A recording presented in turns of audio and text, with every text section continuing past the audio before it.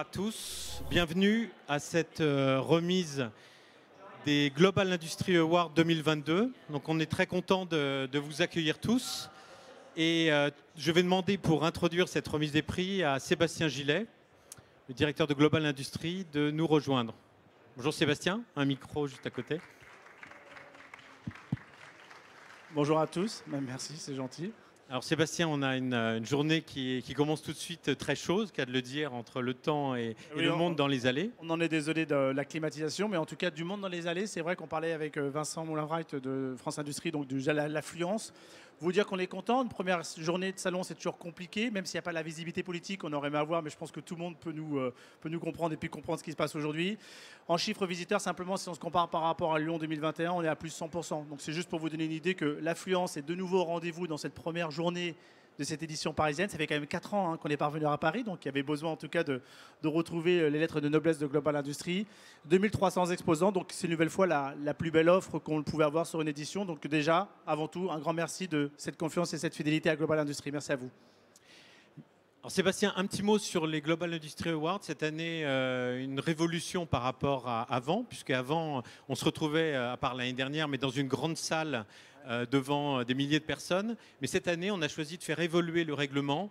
Et je voudrais savoir pourquoi tu as choisi de le faire évoluer dans ce sens. Alors d'abord, on va le préciser. Tu vas le préciser pourquoi il a évolué. Il a évolué parce que d'être lauréat sur un salon comme Global Industry, voire même d'être nominé, on a envie d'en profiter sur les 4 jours. On n'a pas seulement envie d'en profiter que le mardi soir. C'est vrai que le mardi soir, c'est aussi un moment important pour vous parce que c'est tout le monde industriel sur lequel on vous remet un trophée, ou en tout cas on vous met en avant à travers les nominés, c'est plus de 2000 personnes.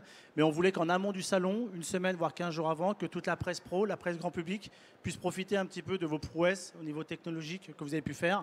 Et on se disait que sur un côté communication et commercial, il y avait plus de valeur ajoutée pour vous qu'on puisse annoncer ces lauréats quelques jours avant le salon et on va dire de profiter pleinement de ces 4 jours d'être lauréat. Donc c'est pour ça qu'on a voulu faire ce moment-là, donc avant le salon, ce petit coup de projecteur aujourd'hui parce que c'est important aussi que nous on puisse vous remettre un trophée.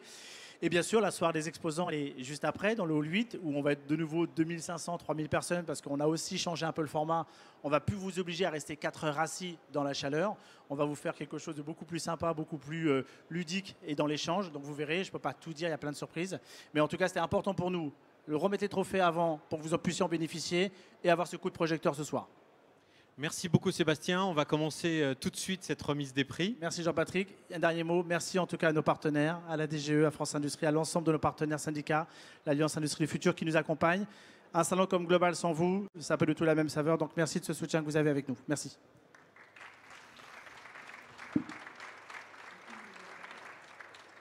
Effectivement, merci beaucoup à nos partenaires parce que même si le format a changé, vous êtes présents aussi pour cette remise des prix. Donc merci beaucoup. On va commencer tout de suite avec une nouvelle catégorie qui s'appelle technologie de production. Donc on a décidé avec l'ensemble du jury de requalifier un petit peu les catégories et de revenir au cœur de Global Industry sur cette première catégorie qui est la technologie de production.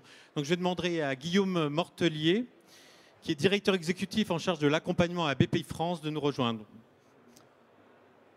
Ah, ça ne marche pas, peut-être le 2 ? Le deuxième marche mieux. Parfait. Super. Bonjour Jean-Patrick, bonjour à tous. Alors, Monsieur Mortelier, juste un mot sur les technologies de production. Donc c'est un mot qui doit vous parler à la BPI.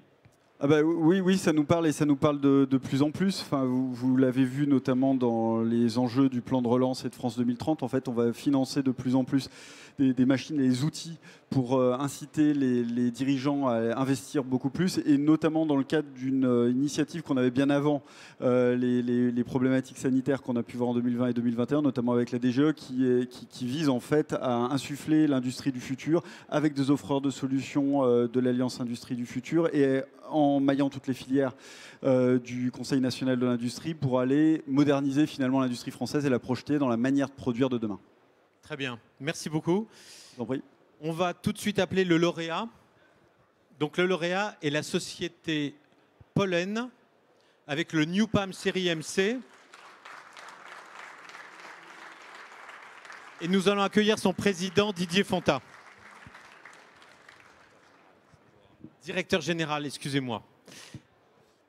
Alors, Didier, juste un mot. Est-ce que vous pouvez nous expliquer en 1 ou 2 minutes qu'est la New PAM série ?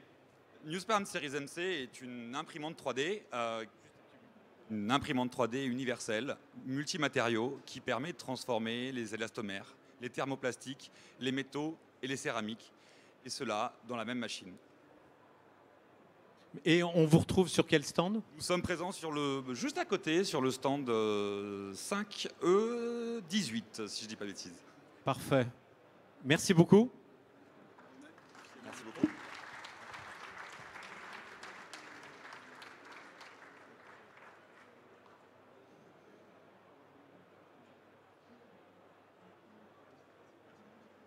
Merci beaucoup. On va passer maintenant à la deuxième catégorie, la catégorie technologie périphérique. Et je vais demander à Vincent Moulin-Wright, directeur général de France Industrie, de nous rejoindre. Bonsoir, monsieur Moulin-Wright. Alors, juste un mot. On parle de l'univers de la machine, technologie de production. Cette catégorie qui s'appelle technologie périphérique parle de tout ce qui valorise aujourd'hui la machine.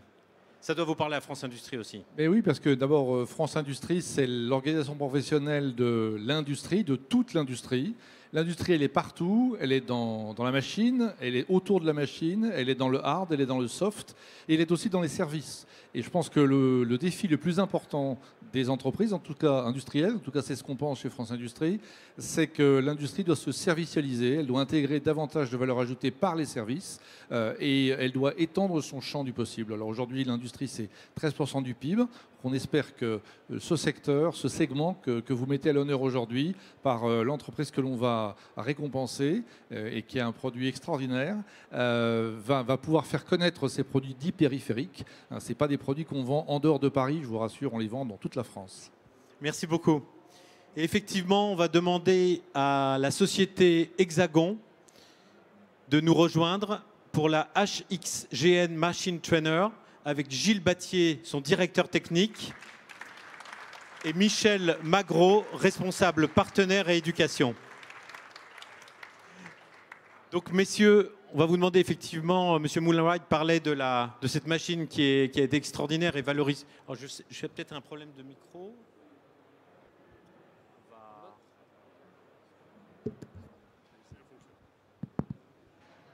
Celui-là fonctionne. Ça fonctionne. On va demander après pour après.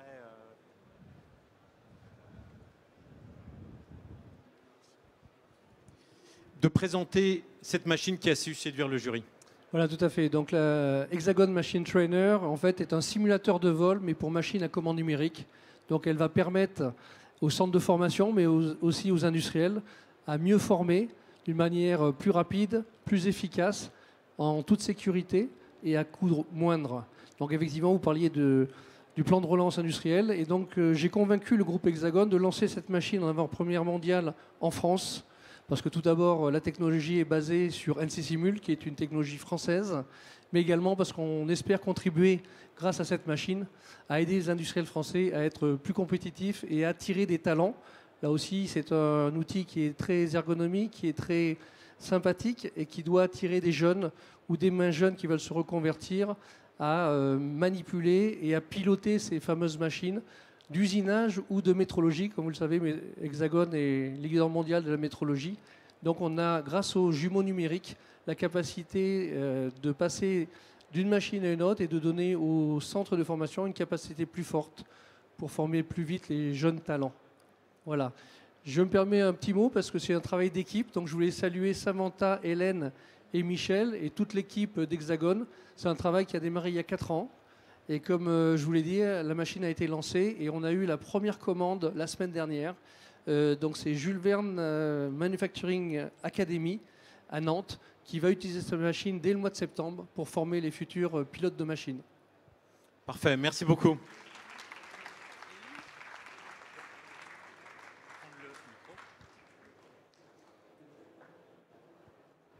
Et on vous retrouve sur quel stand ? Le stand, c'est 6T114. Parfait. Merci beaucoup, messieurs. On va faire une photo avec vous trois.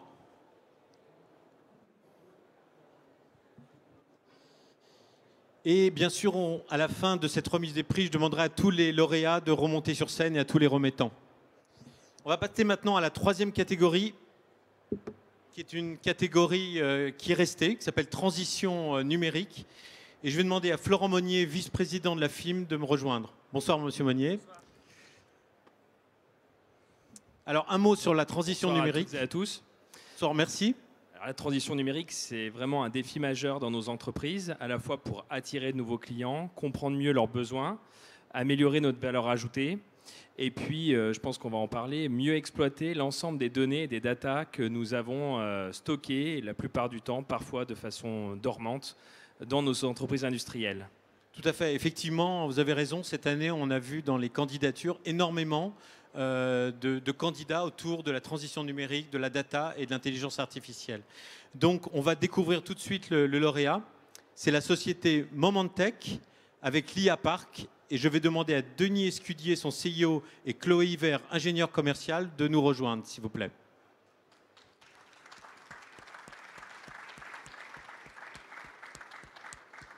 Ah, ils ont loupé le rendez-vous. Bon, eh bien, on ira les chercher tout à l'heure. Peut-être qu'on peut essayer de les joindre pendant que oui, si quelqu'un peut essayer d'appeler Société Momentech, si c'est possible. Ils sont à la G91, je crois. G91, ok. 5G91. Ça veut dire qu'ils rencontrent beaucoup de monde, c'est plutôt bon signe. Tant mieux, ils ont du succès. Voilà, donc on reviendra juste après, dès qu'on sera venu les chercher. On va passer, dans ce cas-là, tout de suite à la catégorie éco-responsabilité, et je vais accueillir Thomas Courbe, directeur général de la DGE. Bonsoir Monsieur Courbe. Bonsoir à tous. Vous êtes un habitué de la remise des prix globale, donc merci à vous. Donc vous voyez un nouveau format cette année. On permet donc effectivement aux lauréats de pouvoir communiquer avant le salon pour pouvoir mieux sensibiliser éventuellement des visiteurs ou des prospects. Et on va découvrir cette nouveauté du groupe Precise France et pour le Precibot. Donc je vais demander à Alain Offray, directeur technique, et Christophe Chambet, président du groupe Pracartis, de nous rejoindre. Bonsoir messieurs.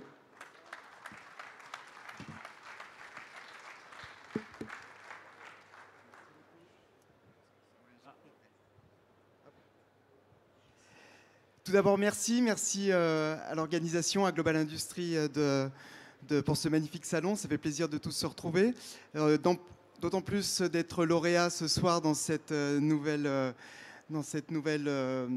branche d'éco-responsabilité. Le groupe Pracartis a eu à cœur depuis 5 ans de développer un nouveau système, un mini-centre d'usinage 3 axes, 5 axes, à très faible consommation d'énergie. Je vais passer la main à mon collègue Alain Offray, le directeur technique du groupe, qui a eu l'idée et qui, avec toutes les équipes, l'a mis en œuvre pour, on l'espère, un succès important dans les années qui arrivent. Alors, merci au salon, aux organisateurs, au jury de ce concours. Merci aussi au personnel Pracartis qui a travaillé sur ce sujet-là. Donc, l'innovation est centrée principalement sur une structure innovante basée sur l'aluminium carbone, ce qui fait que les masses en mouvement deviennent beaucoup plus légères. Et la conception a été faite de façon que la consommation d'énergie CO2 soit faible depuis le départ, depuis sa fabrication. C'est-à-dire qu'on n'a pas besoin de grosses fonderies lourdes. Ensuite, la consommation CO2 est aussi optimisée dans son utilisation parce que les masses en mouvement sont très faibles.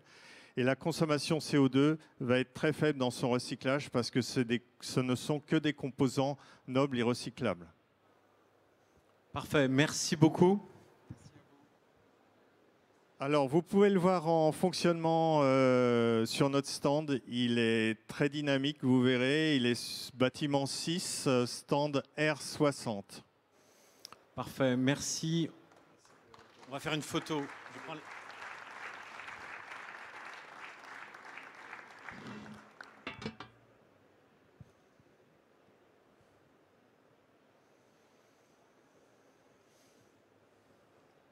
Merci messieurs, merci beaucoup. On se retrouve tout à l'heure. L'avant-dernière catégorie, c'est la catégorie partenariat exemplaire. Donc ça, c'est une catégorie qui est un petit peu particulière puisqu'en fait, on ne récompense pas un produit ou un service, mais on récompense une collaboration entre deux entreprises, notamment un exposant de Global Industries et un de ses partenaires. Et cette année, tout l'ensemble du jury a été particulièrement touché et sensible aussi, vous allez voir avec le thème. Et je vais demander à Jean-Marie Danjou, directeur général de l'Alliance pour l'industrie du futur, de nous rejoindre. Bonsoir, monsieur Danjou. Bonjour Jean-Patrick, bonjour à tous. Alors effectivement, le partenariat, c'est important. Et évidemment, pour l'Alliance Industrie du Futur, c'est plus que dans les gènes. C'est fondamental dans ces gènes, effectivement, puisqu'elle a été créée pour renforcer le partenariat entre les organisations professionnelles de l'industrie, les organisations académiques, les technologiques, les organisations de financement. Et puis, depuis qu'elle porte cette filière des solutions pour l'industrie du futur, c'est le partenariat qui fait ces projets collectifs, qui fait qu'on va jouer plus collectif en France pour transformer notre industrie avec des offreurs forts. Donc, vraiment, c'est comme ça qu'on réussira en France dans notre industrie du futur, en jouant plus collectif par le partenariat. Parfait. Et vous allez voir, là, c'est un partenariat vraiment exemplaire. Entre la société 3DZ France et le Centre médical de rééducation pédiatrique Romance Ferrari. Et je vais demander à Patrick Ferrari de Société 3DZ et Christophe Debat, directeur du Centre Roman Ferrari, autour de ce projet qu'on va résumer. Vous allez nous expliquer, parce que c'est un très beau projet, impression 3D pour les enfants Grand Brûlés. Vous allez nous expliquer l'ensemble de ce projet. Bravo messieurs d'abord. Je vais laisser la main à M. Beda pour Roman Ferrari pour nous expliquer d'où on est parti, de quoi on est parti et ensuite vous expliquer en 2 mots comment on a établi le partenariat. Donc au départ, nous sommes un centre de rééducation pédiatrique et nous traitons notamment des enfants grands brûlés. Nous avons développé depuis 25 ans une technologie d'attelle de compression unique au monde et nous avons toujours voulu améliorer la prestation aux patients. Donc jusqu'à maintenant, nous avions le problématique qu'un enfant brûlé, notamment par exemple au visage, on devait lui mettre du plâtre sur le visage et quand du plâtre sur le visage, ça chauffe. Donc on s'est dit, il faut qu'on arrive à réduire ce problème. Et on rêvait parce qu'on voyait les scanners et les imprimantes 3D. Et donc nous, on s'est dit, ce serait quand même super chouette qu'on puisse prendre un scanner et imprimer l'attelle. Et en fait, on a rencontré un de nos administrateurs qui a fait intervenir dans cette problématique des élèves ingénieurs de Centrale. Et la problématique a été travaillée en termes de processus, c'est-à-dire comment notre processus de soins pourrait être au bénéfice d'un appui industriel. Et c'est là qu'on a fait appel à 3DZ. Merci Christophe. Sur l'équipe, donc effectivement, fort de l'établissement de ce cahier des charges et de la description de cette problématique, les équipes de 3DZ ont travaillé sur 3 briques essentielles et majeures.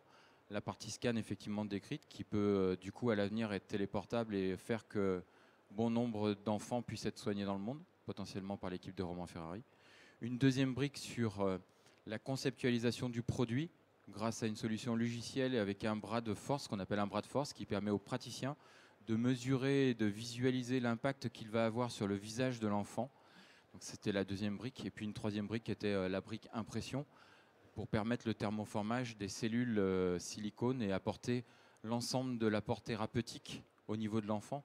Et donc les équipes ont travaillé ensemble pour déterminer effectivement ce que vous pouvez voir sur notre stand, Hall 5, stand R28.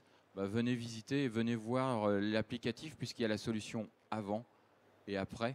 Et qu'aujourd'hui, ce qui est vraiment le partenariat gagnant, c'est le fait que aujourd'hui, tout est transformé, et tout est parti et tout est produit maintenant sur la solution qui a été établie ensemble. Voilà, donc c'est une grande fierté pour nous. Merci beaucoup en tout cas et merci à toute la team de mes collaborateurs qui ont grandement travaillé pour définir l'ensemble de cette production. Bravo messieurs, merci beaucoup. Merci beaucoup.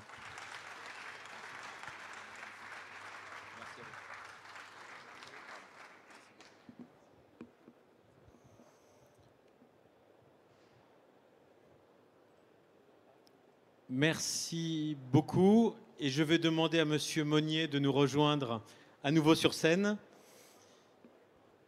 Merci. Monsieur Monnier, on va reparler transition numérique. On les a trouvés alors. On les a trouvés. Je crois que Monsieur Escudier et Madame Hilver sont parmi nous. Ah. Eh bien, Monsieur Escudier, on a plein de surprises en fait. Bravo. Bonsoir. Pardon. Bonsoir. Bonjour. Ah. Merci beaucoup. Voilà, donc je vous laisserai prendre le... Donc, Monsieur Escudier, on vous a attendu avec impatience. Oui, Pardonnez-moi, Pas de en problème. fait, on était pris, on n'a pas vu. C'est ce qu'on s'est dit, c'est on n'a plutôt pas bon vu signe dans voilà, ce sens. exactement. Donc, merci beaucoup. Merci à vous. On va parler de votre transition numérique. Donc, vous allez nous expliquer en 2 mots quelle est la solution IA Park de Momentech. Oui, alors IA Park, c'est une plateforme, c'est la première plateforme de data science collaborative optimisée pour des projets d'intelligence artificielle. Donc le but, c'est vraiment à notre mesure d'être une alternative aux outils des GAFAM dans le domaine de l'intelligence artificielle. Donc vraiment, c'est proposer aux entreprises de tout type de secteur, et évidemment le secteur industriel est potentiellement grossement consommateur de projets d'IA, de vraiment proposer une solution qui permet de sécuriser les données, de créer des projets de manière complètement autonome et de les industrialiser, de les passer en production. Donc c'est une plateforme collaborative qui permet aux data scientists de travailler avec les équipes métiers et avec les DSI. Et tout cela sur la même plateforme. Voilà, donc on donne les clés aux entreprises pour qu'elles développent leurs propres projets. Voilà. Et c'est appliquer les méthodes, les bonnes méthodes de l'ingénierie logicielle, les retrouver dans le domaine de l'IA, tout simplement. Et sur quel stand on peut voir la démonstration? Alors on est présent sur le stand au village d'IA 5G 81. Voilà, c'est notre stand. Et encore une fois, merci beaucoup. C'est une très belle surprise. C'est un nouveau prix parce qu'on a eu un prix avant-hier sur une autre manifestation. Donc ça marche. Venez nous voir et on sera ravis de vous accueillir. Merci. Bon, nous, on était un petit peu avant. Merci beaucoup. Et on va passer maintenant au dernier prix pour la catégorie. Donc, on va faire une photo. Merci, messieurs. Dans la catégorie Jeunes Pousses, donc nouvelle catégorie, puisque cette année, ça valorise les startups de moins de 3 ans. Et on va demander à Julie Voyer, la directrice adjointe de Global Industries, de nous rejoindre. Bonsoir, Julie. Bonsoir, Jean-Patrick. Bonsoir à tous. Alors Julie, nouveau cette année, c'est-à-dire qu'avant on avait un prix spécial Startup et cette année vous avez décidé de l'intégrer comme catégorie à part entière dans les Global Industry Awards. Pourquoi? Pourquoi Bonne question. On a fait beaucoup de nouveautés, par contre je vais faire un petit clin d'œil. Jean-Patrick m'avait dit, faire des trophées avant, ça ne va pas mobiliser les entreprises. Donc j'avais dit, c'est très bien, je remets le dernier prix, je fais la conclusion, il n'y aura personne dans la scène, il n'y aura personne sur la salle. Et avant toute chose, je veux vous dire merci parce que je crois qu'on n'a jamais eu autant de monde qui se mobilise. Et moi, je suis ravie avant tout que ces trophées, ce soit une véritable récompense des industriels. Mais les startups, pour moi, et on en parlait encore hier avec l'entreprise que je suis ravie de récompenser aujourd'hui, c'est le poumon de l'industrie en France. Et on ne peut pas faire sans les startups. Et les distinguer avec un coup de cœur, bien sûr que ça a de la valeur, mais aujourd'hui, je crois que ça pourrait même être l'innovation suprême, parce que c'est à la fois des entreprises qui prennent des risques en se créant, et en plus des entreprises qui innovent. Donc voilà, donc je pense que c'est important, même si je dois quand même faire la synthèse. Très honnêtement, je trouve que les trophées cette année sont absolument magnifiques. On a de vraies belles innovations. On a eu plus de 123 innovations. Après une crise, on se dit que l'innovation, c'est ce qui nous sauve, mais ce n'est pas forcément toujours évident parce qu'on sait tout le temps que vous mettez, vous, aujourd'hui, pour trouver un produit, une solution nouvelle. Et là, vraiment, je vous félicite parce que c'est une grande satisfaction, c'est une grande marque de reconnaissance aussi. Et je vous remercie beaucoup. Et peut-être, Julie, juste avant d'annoncer le nom de lauréat, on va en profiter pour remercier le pré-jury et le jury, parce que ce sont des journalistes professionnels, des professionnels de l'industrie qui se mobilisent pendant près d'une journée. Je ne sais pas si vous le savez tous, mais en fait, les candidats aux Awards sont venus à Paris la semaine dernière pour défendre pendant 20 minutes. Donc, il y en a certains qui sont venus de loin, qui ont accepté le challenge. Et ça, on vous remercie beaucoup parce qu'on sait que c'est du temps. Donc, ça veut dire qu'on sait que les Awards doivent avoir de l'importance pour vous. Donc, merci beaucoup. Merci à tous. Merci à nos journalistes, merci à nos partenaires, Sébastien le disait tout à l'heure, et puis merci aussi à la DGE, je le redis parce que c'est vraiment important que les politiques nous soutiennent. Et puis aussi, bien évidemment, merci à l'équipe, parce qu'on ne le dit jamais assez, mais c'est quasiment 100 personnes qui travaillent pour vous sur une année. Donc c'est aussi des partenaires clés comme AB3C, Jean-Patrick et bien sûr toute l'équipe, et puis aussi toute l'équipe de Global Industries qui reporte les allées et qui vous accompagne pendant 361 jours.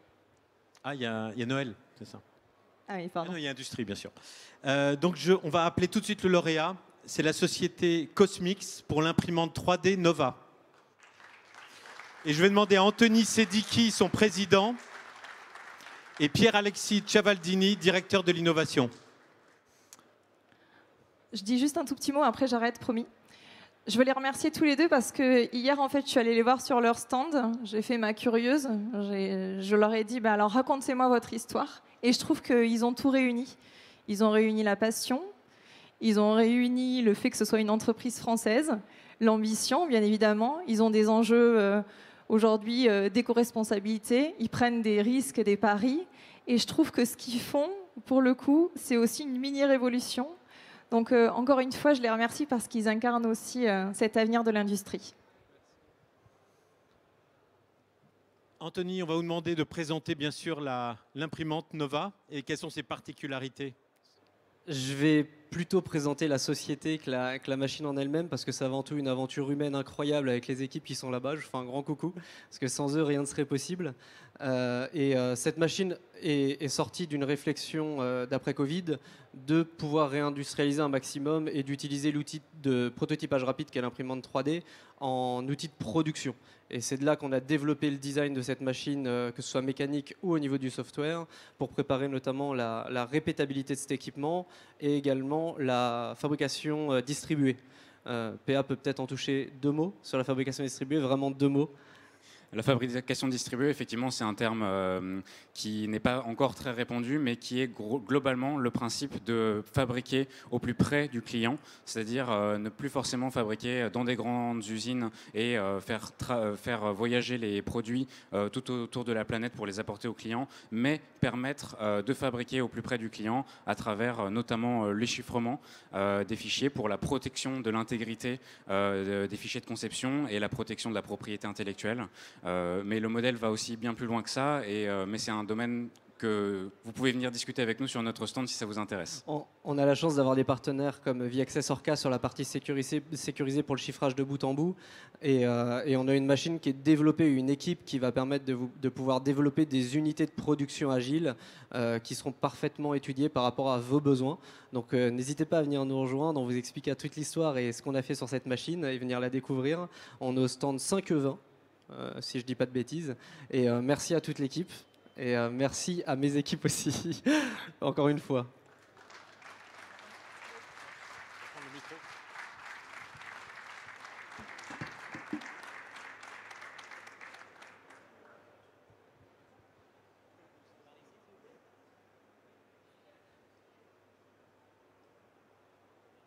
Parfait, merci beaucoup à tous. Donc on va faire une grande photo de famille de ces Global Industry Awards 2022.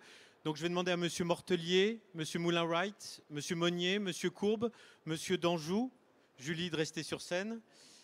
Et également à la société Pollen, Hexagon, Momentech, Precise France, 3DZ, le Centre Roman Ferrari et Cosmix de vous rassembler sur scène. On va demander aux photographes de mettre en scène la photo. Et Christophe, il est où? Christophe, tu peux remettre le... Ah bah.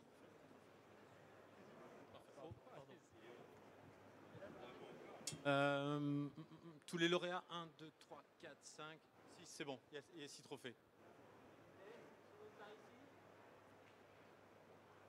Peut-être là, parce que M. Monnier est vraiment...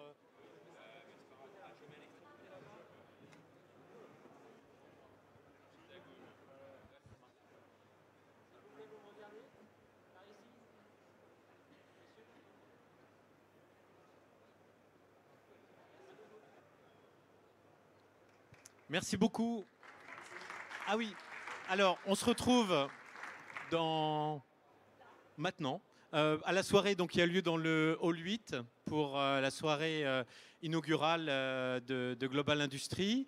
On n'a pas remercié également tous les candidats au Global Industry Award qui n'ont pas été lauréats mais qui le seront sûrement les années à venir. Et puis les lauréats, vous pouvez reparticiper à nouveau l'année prochaine. On vous retrouvera à Lyon. Merci beaucoup. Au revoir à tous.